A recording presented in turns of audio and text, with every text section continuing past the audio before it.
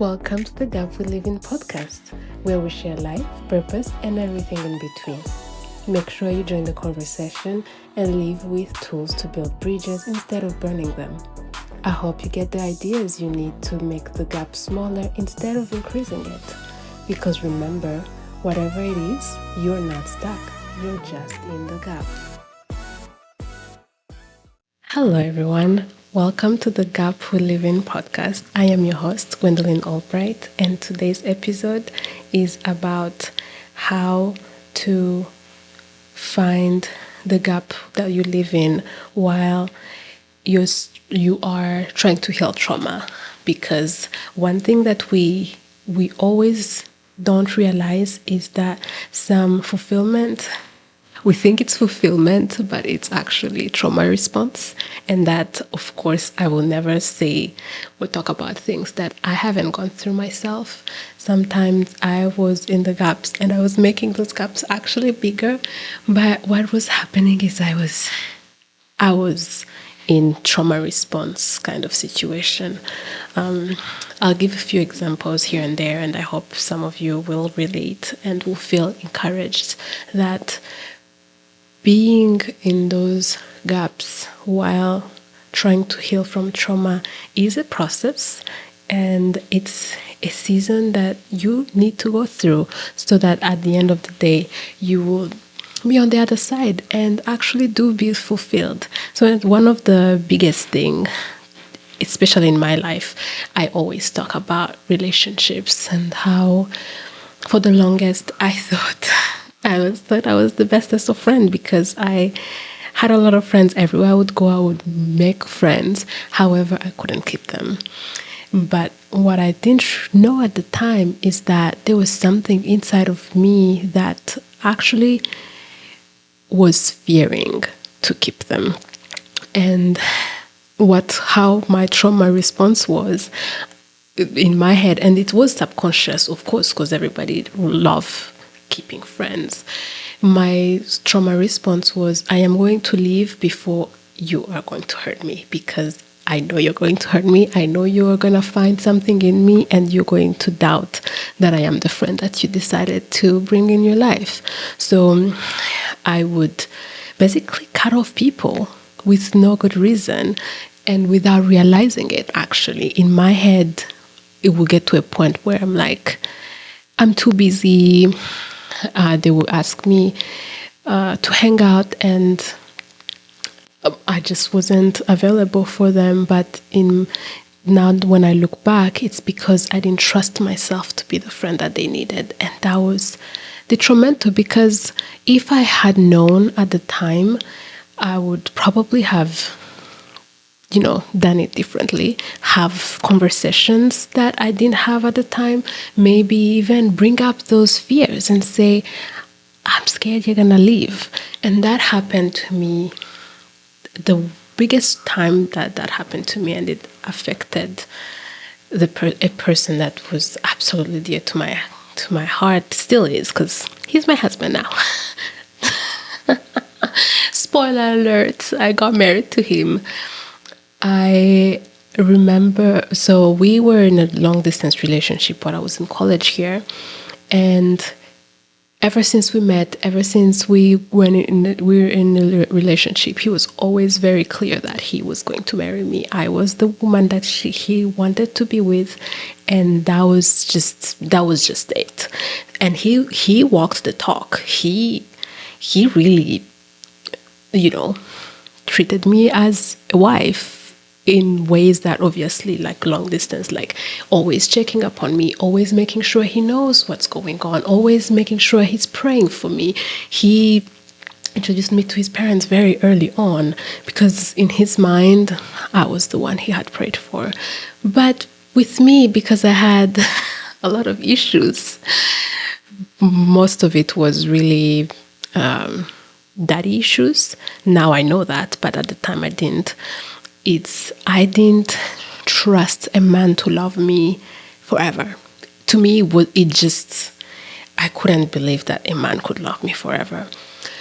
So fast forward, we were in a relationship, and then when I was going to graduate, I know, there's some conversations you start having and you're like, wait, this man wants to propose. And then I started freaking out. I started like, I don't think I'm ready. I started doubting. I started thinking like, this man is an amazing man, but I am not the one for him. I started doubting. I started just in my head, me being with him forever, just, it wasn't there. I couldn't see the picture. And that was the gap that I was living in. And then guess what your girl did? I broke up with him.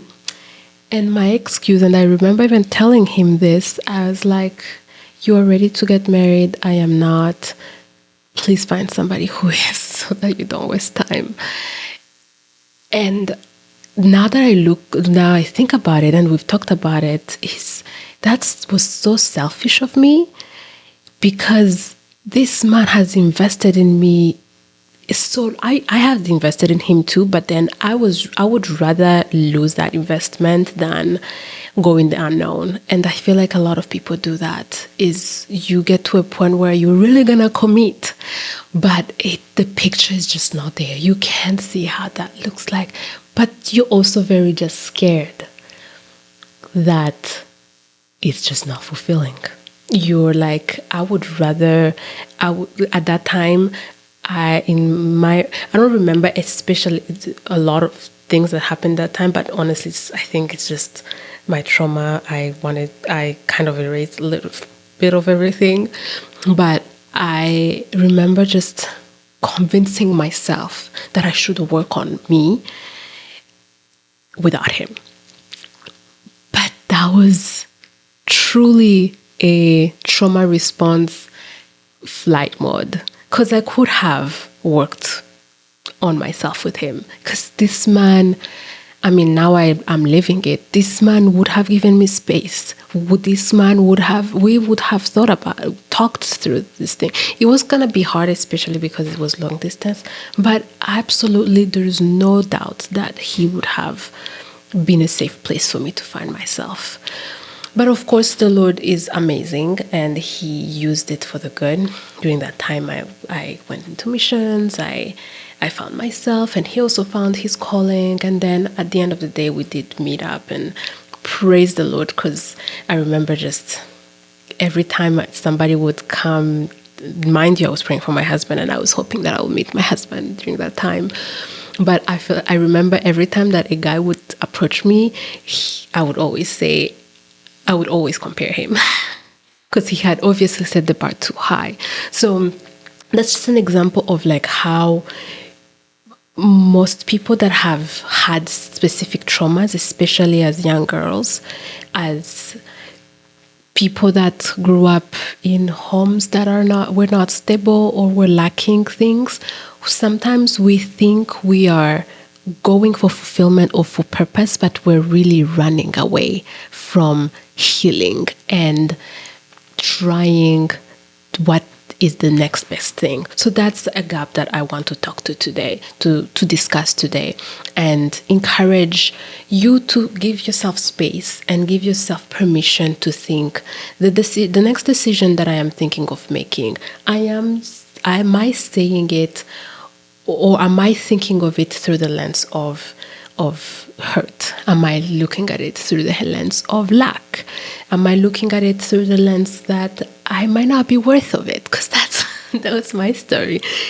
And it was very sad, because during that time my gap became bigger. The gap became huge.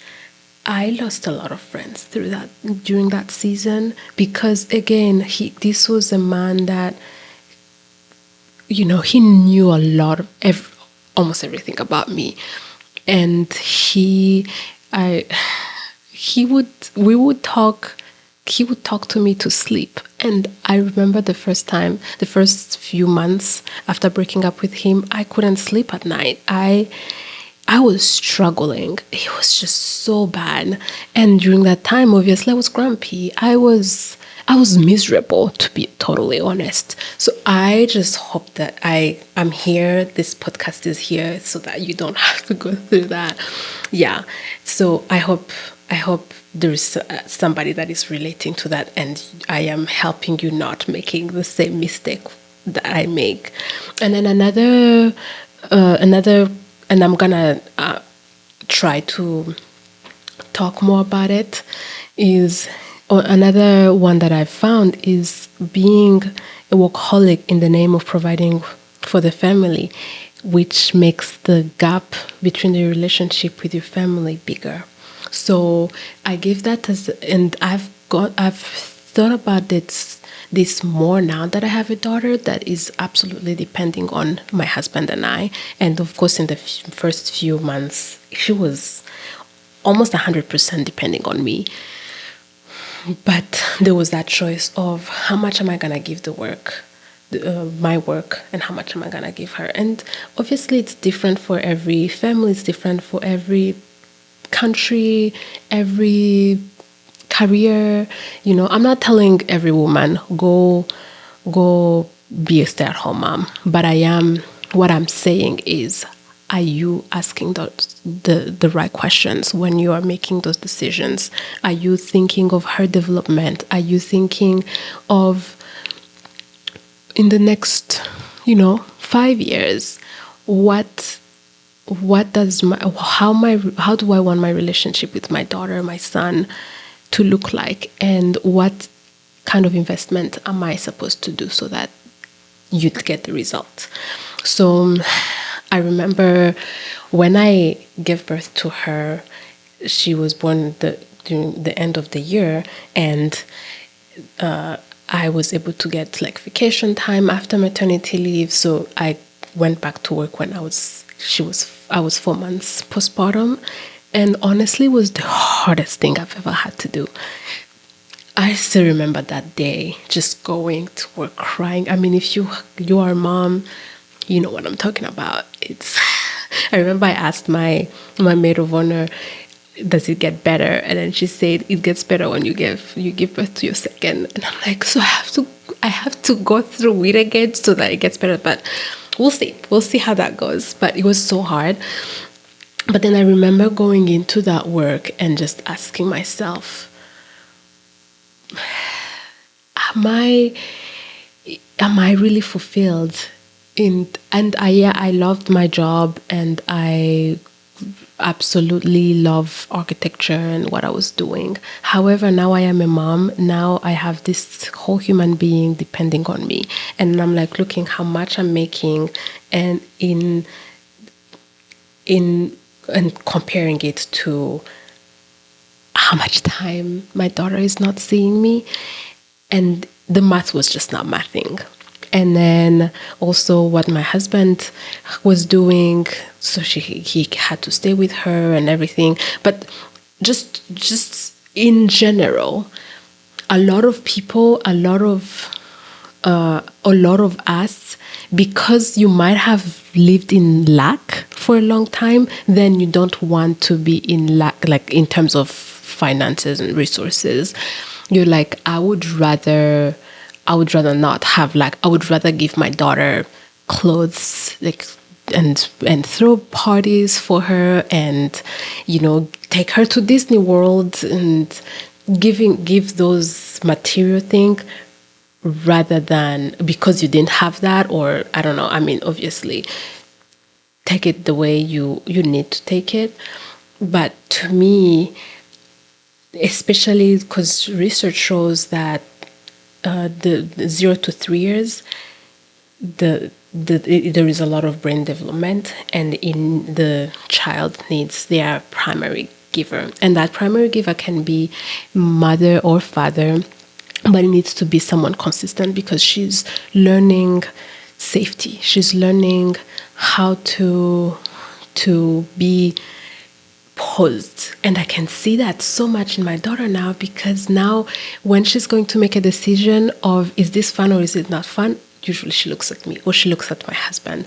And those things are very key, because if I am in my head, if she's in daycare, and I love daycare. I have a friend who works in the daycare, and she loves her children. She calls them her children, and she's doing an amazing job. But in my head, if my daughter needs somebody, are they always there for them the way I would be there for them? Again, this is just personal. So I'm just giving, basically, all I'm doing is giving you space to have those conversations, to have those wandering thoughts of what do I want for my family? What does fulfillment look like? And to me, fulfillment in motherhood is that my daughter will know that she's priority.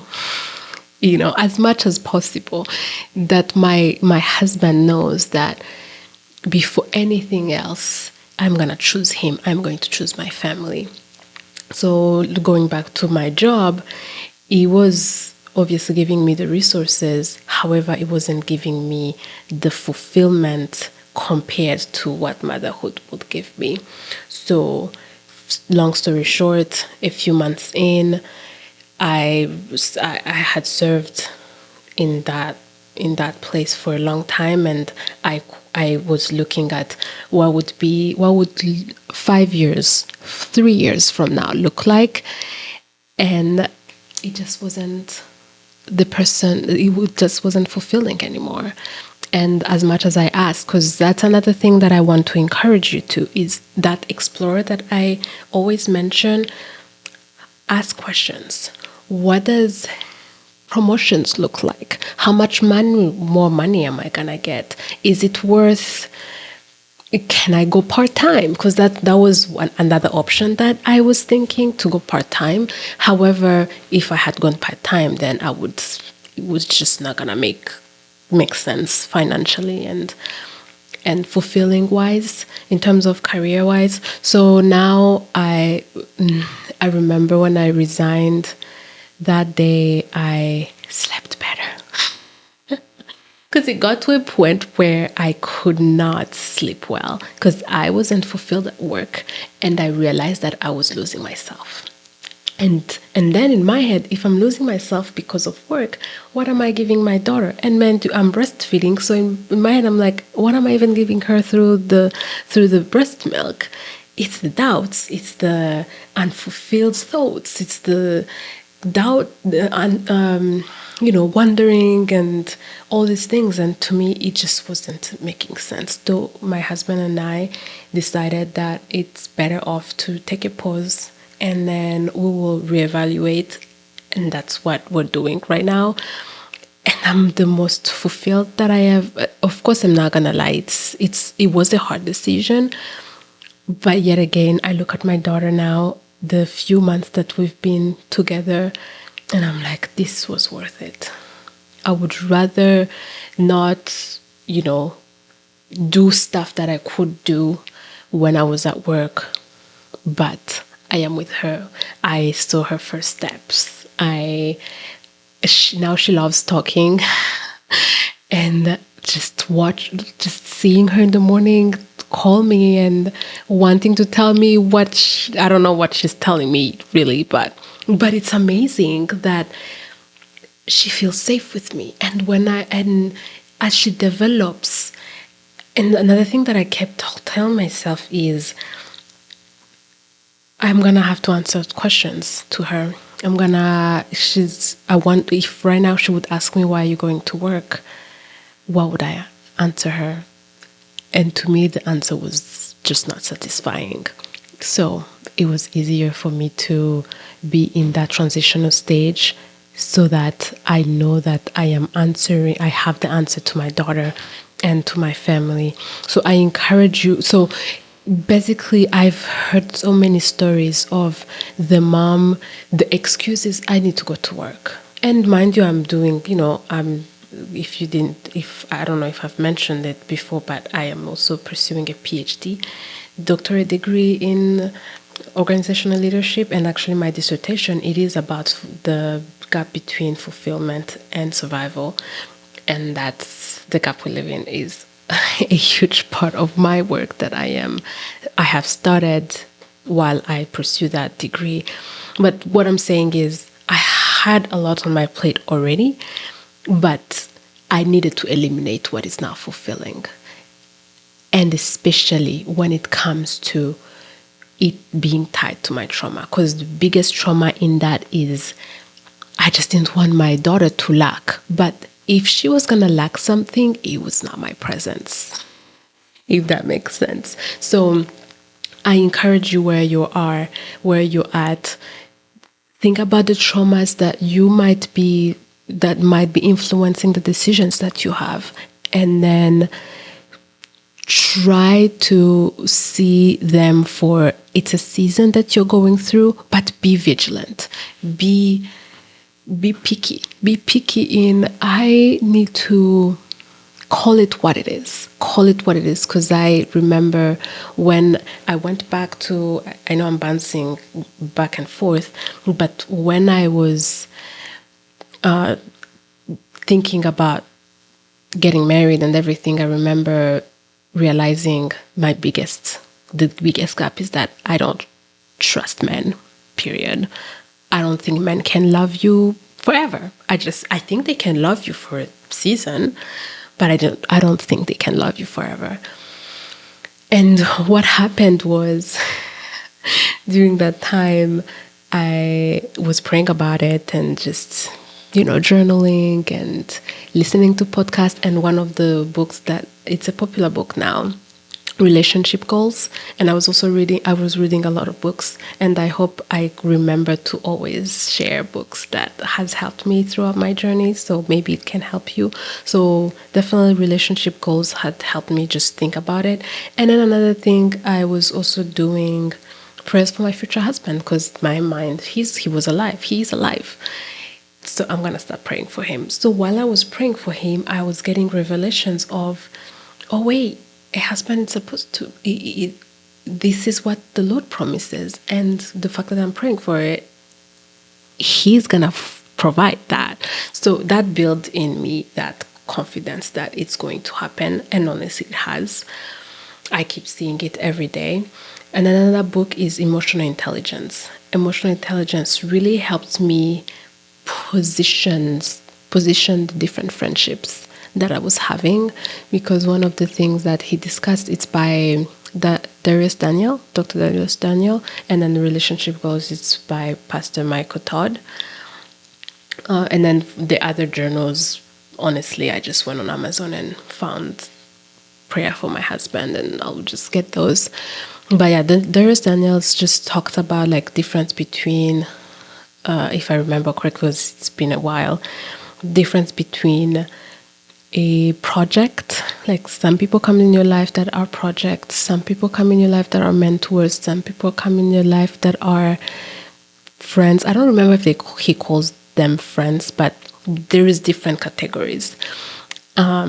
And that really helped me realize, like, oh, that person came into my life and he was really a project, or they were really meant to take the joy that I bring, and that was it. So I didn't really need to invest as much as I invested, and that was detrimental to my emotional intelligence. So that I really encourage. I will link it in the description to help you find it.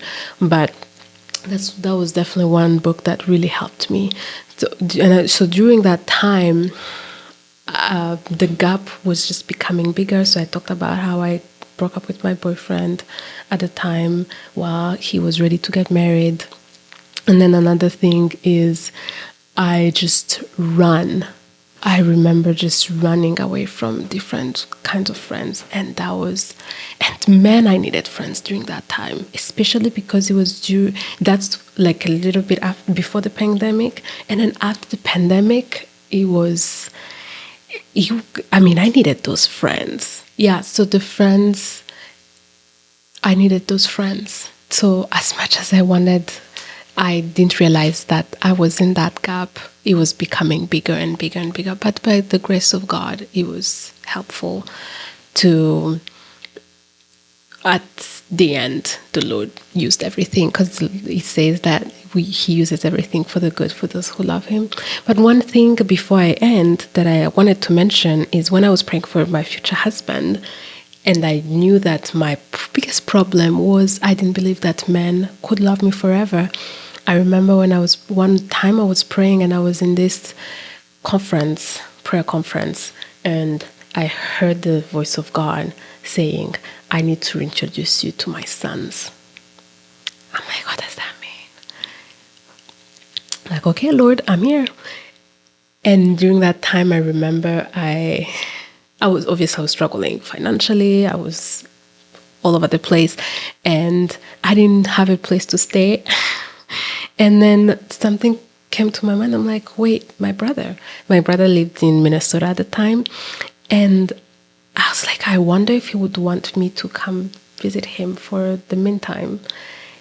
And then I just called him and I said, can I come visit? And he's like, yeah, I have a bed. Just suit yourself, come. And I remember just going, and mind you, it's my brother that we grew up together, but the relationship has not always been so strong. But I needed my brother during that time. And guess what? That was the beginning of him, the Lord, reintroducing me to his sons, starting with my brother. Because my brother during that time took so good care of me. He would take me out. He would cook for me. He did things that I didn't even know he could do for me. Because in our culture, when there is a woman in the home, you're cooking, you're cleaning, you're doing all these things. But my brother would be like, oh, today is cleaning day. I'm going to clean. Do you want to go out? What do you want to do? And basically he's like, just have fun. And that opened up so much in my heart to like, wait a second. My brother does love me. Actually, he loves me. He's enjoying my presence, which I doubted that he would. And that started opening up, thinking of my friends who were men that still talks to me. The one that comes to mind still is one of my best friends. I haven't talked to him. I need to call him and see how he's doing. But we went to school together, and this guy, when I told him about my wedding, for example, oh my gosh, he was over the moon. He was like, I'm coming. And I'm like, all of these things, because he just considers me as his sister. So the Lord introduced me to his sons, starting with my brother.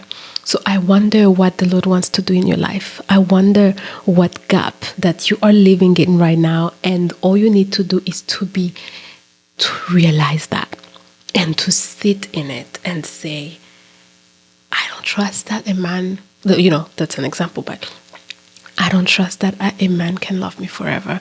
And another, for me with also just friendships, I was like, I don't think you will, when you find a problem with me, mind you, we're all work in progress.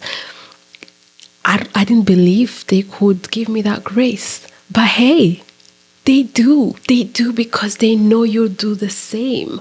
So if you're living in that gap, I just encourage you to take hold of that trauma and say, I'm gonna work on it, and trust me, you are going to be okay at the end of the other side of the valley, because you are meant to not live as a traumatized person. You're meant to live as a thriving and really fulfilled person, individual. So thank you so much for tuning in. I hope this was very encouraging. I hope this gave you space to think and just ask yourself questions that you might have not asked yourself in the past, because I think we don't do a good job in giving space and permission for people to realize traumatic things might be disguising